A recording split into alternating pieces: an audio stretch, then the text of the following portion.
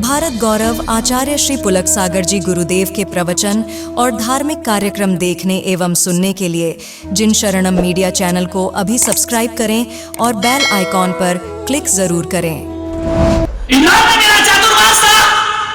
एक गांव की बेटी शहर में आकर रहती है, पढ़ाई करती है, लिखाई करती है, हॉस्टल में रहती है। उसका एक दोस्त बन जाता है। माँ बाप होते नहीं है, परिवार का कोई व्यक्ति होता नहीं है, दोस्त बनाना पड़ते हैं। और आजकल जो महिलाएं, बालिकाएं लड़कों को दोस्त बनाती हैं, ये और खतरे से खाली नहीं है, ध्यान रखना। हम भी उस स्कूल में पढ़े हैं जहां लड़कियां भी पढ़ती थी और लड़के भी पढ़ते थे, लेकिन हम 12वीं क्लास तक हमारे स्कूल का वो अनुशासन था कि एक लड़का दूसरी लड़की से बात नहीं कर सकता था, ध्यान रखिए। और जब भी करता था तो बड़ी अदब से उससे बात किया करता था। वो संस्कार हमारे पूर्वजों ने हमें प्रदान किए हैं, ऐसे स्कूलों में हमने शिक्षा प्राप्त की है। चली गई वो लड़की इंदौर में पढ़ती है, उसके एक लड़के से दोस्ती हो गई, ऐसी दोस्ती हुई, दोनों की दोस्ती इतनी परवान चढ़ी, इतनी परवान चढ़ी। माँ बाप सोच रहे हैं बेटी जॉब कर रही है, लड़के के माँ बाप सोचते वो अपना करियर बना रहा है, ध्यान रखना। इन दोनों की दोस्ती बढ़ती जाती है, इस कदर दोस्ती बढ़ती है, एक दूसरे के बिना रहना मुश्किल हो जाया करता है, आपस में मिलने लगते हैं, बहुत दिक्कत हो गई इसको। एक दिन दोस्त ने कह दिया कि मैं तुझसे शादी करना चाहता हूं। लड़की ने कहा शादी? ये तो हमारी केवल दोस्ती है, मैंने ऐसा कुछ नहीं सोचा है कि तुम्हारी मेरी शादी हो। हम एक ऑफिस में जाते हैं, एक जगह काम करते हैं, बोलते हैं, चालते हैं, मैंने तुम्हारी हेल्प की, तुमने मेरी हेल्प की, इसका मतलब ये नहीं कि मैं तुमसे शादी करूंगी, ध्यान रखना। मेरा तुमसे विवाह करने का कोई इरादा नहीं है और मैंने कभी तुम्हें इस दृष्टि से देखा भी नहीं है। लड़के को सहन नहीं हुआ, लड़का मोबाइल पर मैसेज करने लगा, गंदे गंदे मैसेज करने लगा, अश्लील मैसेज करने लगा, ब्लैकमेल करने लगा लड़की को। हालात बहुत बिगड़ गए। लड़की ने कहा देख भाई, तेरी मेरी शादी तो नहीं होगी। बोले क्यों? बोले मैंने एक अपने गुरु से नियम लिया है कि मैं अपने मुख से अपना पति कभी नहीं मांगूंगी, ध्यान रखना, जो होगा वो देखा जाएगा। उसने कहा छोड़ना, क्या गुरु में लगी रहती है। बोले नहीं, मैं तुझसे शादी नहीं कर सकती हूं।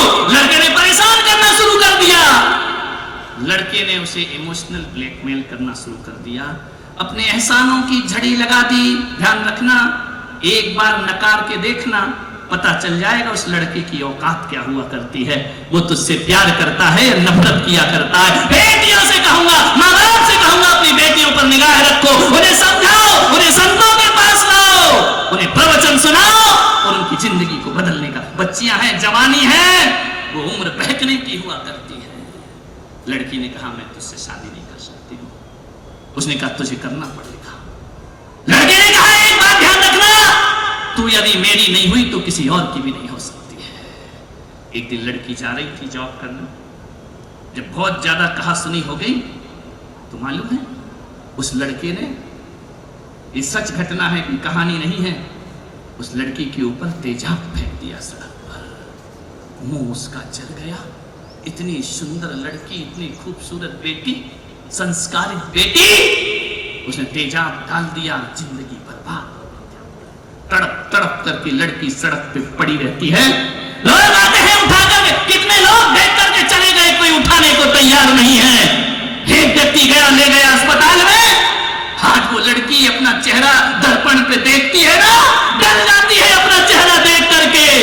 एक गलत संगति के कारण, ध्यान रखना बेटियों, पूरी जिंदगी बर्बाद हो जाया करती है। अपना चेहरा देखकर खुद डरती है। उसने दर्पण में मुंह देखना बंद कर दिया है। पहले 1000 बार मुंह देखा करती थी, इतनी खूबसूरत बेटी, हाँ जिसका चेहरा बड़ा बीभत्स चेहरा। लड़के को पुलिस ले गई, कुछ दिन थाने में, जेल में बंद रहा, ले दे करके सब छुट्टी हो गई। ध्यान रखना, उसकी तो छुट्टी हो गई, तुम्हारी तो जिंदगी बर्बाद हो गई। ध्यान रखना, बेटियों से कहूंगा जो तुम्हारी दौलत देखकर तुमसे प्यार करे, जो तुम्हारी गोरी चमड़ी देखकर तुमसे प्यार करे, उसे अपना हितैषी मत समझना जिंदगी में। सच्चा दोस्त तो वो होता है हमारी बदसूरती से भी प्यार करता हो। सच्चा दोस्त वो होता है जो हमारी दौलत से नहीं, हमारे आचरण और व्यवहार से प्यार करता हो। ध्यान रखिए बेटियों, आपसे निवेदन कर रहा हूं, जिस माँ बाप ने 30 साल 25 साल तुम्हें पाला है,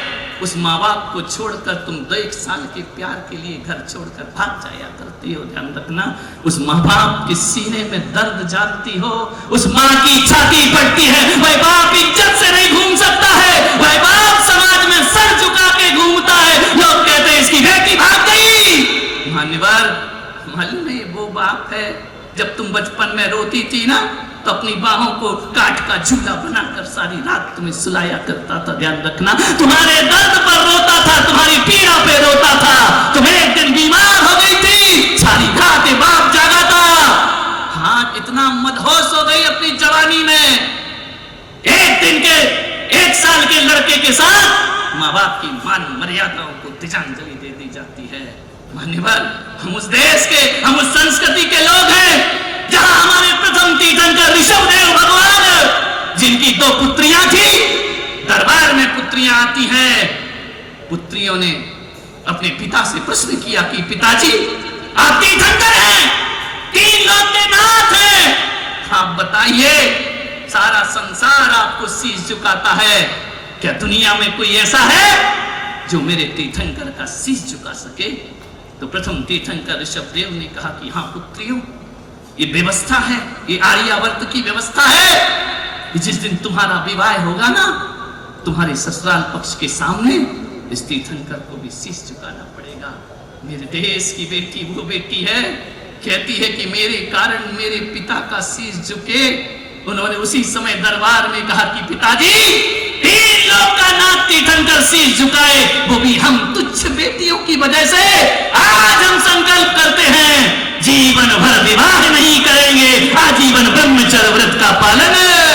हम उस संस्कृति की बेटियां हैं, ध्यान रखना, हम उस सभ्यता की बेटियां हैं, हम उस संस्कृति में पैदा हुई है हमारी बेटियां, जहां एक पिता यदि कोड़ी पति से भी शादी करा देना, तो मेरे देश की बेटी, मेरी समाज की बेटी उसे अपना भाग्य समझ के स्वीकार कर लिया करती है।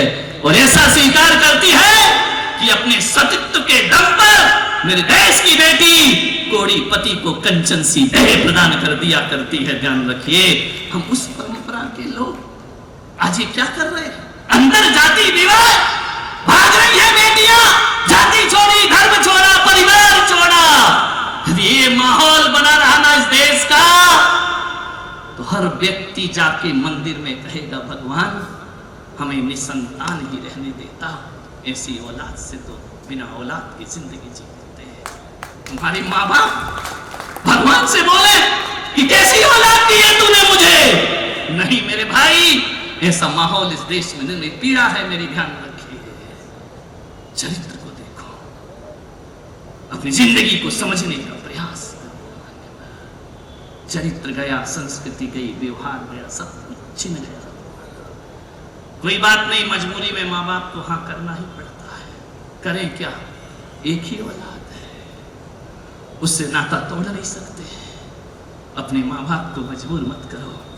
ध्यान रखना, मेरे देश की बेटी तो वो बेटी है जो एक पति के सहारे अपनी जिंदगी गुजार दिया करती है।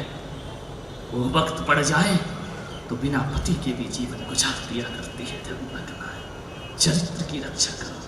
आज हमारे देश में वो माहौल बन रहा है, मॉडर्न माँ बाप कहते हैं मेरी बेटी विश्व सुंदरी बनेगी, मिस यूनिवर्स बनेगी। ये सपने देख रहे हो तुम, टीवी के सामने बैठ जाते हो, फिल्मी गाना आता है, बच्चे से पूछे कौन नाच रहा है, कौन गा रहा है, ये पूछते हो। अरे हमारे माता पिता तो वो थे, उनके पास साधन नहीं थे, सुविधाएं नहीं थी, लेकिन शाम को अपनी छाती पर हमारी दादियां, हमारी माताएं अपनी छाती पर हमें लिटाकर बचपन में कहती थी अरिहंत पिताजी तेरे जिनवाणी माता तेरी। बोल बेटा, पहले ऋषभनाथ, दूसरे अजितनाथ, तीसरे संभवनाथ। तुम फिल्मी एक्टरों के नाम याद कराती हो अपने बच्चों को। ध्यान रखिए, क्या भविष्य होगा इनका, ध्यान रखिए। आपसे निवेदन है, बात बहुत गहरी है, बात बहुत वजनदार है, अच्छी चीजें सौंपो। क्या सौंपा है तुमने अपने बच्चों को? मान्यवर, कैसा जीवन, कैसा घर का वातावरण बन रहा है।